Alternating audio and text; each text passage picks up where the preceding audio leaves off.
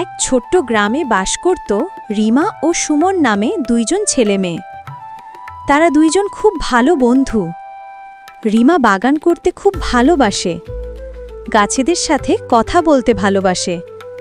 রিমার একটা ফুলের বাগানও আছে, আর সুমন বাগান সম্পর্কে তেমন কিছু বুঝত না।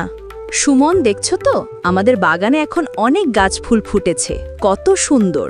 হ্যাঁ রিমা, কিন্তু বলো তো গাছগুলো এত সুন্দর হয়ে উঠতে কি কি করেছো? প্রথমে তো ভালো মাটি লাগানো লাগলো, তারপর নিয়মিত পানি দিয়েছি, আর প্রতিদিন সকালে সূর্যের আলোতে গাছগুলোকে বাইরে বের করেছি। ও তাই বলো, আমি তো শুধু পানি দিতাম, মনে করতাম এটাই যথেষ্ট। না না, পানি ছাড়া সারও দরকার গাছের জন্য, আর গাছের যত্ন করতে হবে। কখনো কখনো পোকামাকড়ও চলে আসে, সেগুলো সরাতে হবে। পোকামাকড়? ওদের কি আর কি সমস্যা? বেশিরভাগ পোকামাকড় গাছের পাতা খেয়ে ফেলে বা ফুল কেটে ফেলে, তাই গাছ দুর্বল হয়ে যায়। আমাদের কাজ তাদের সরানো, যেন গাছ ভালো থাকে। বুঝলাম। আর রোজ সূর্যের আলো দরকার? গাছও কি ঘুমায়? হ্যাঁ, সূর্যের আলো গাছের খাদ্য উৎপাদনে সাহায্য করে, তাই আলো খুব দরকার।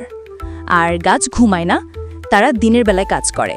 আচ্ছা, আজ থেকে আমি কিভাবে গাছের যত্ন নেব একটু শেখাও তো। অবশ্যই, প্রথমে সকালে পানি দাও, তবে অতিরিক্ত পানি দিতে হবে না।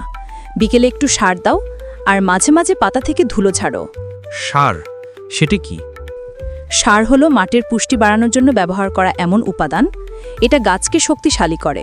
বাহ, তো বাগান করা মানে শুধু গাছ লাগানো নয়, তাদের যত্নও করা। ঠিক বলেছ।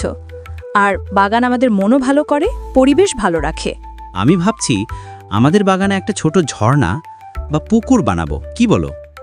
দারুণ আইডিয়া, এতে পাখিরাও আসবে আর বাগানটা আরও সুন্দর হবে।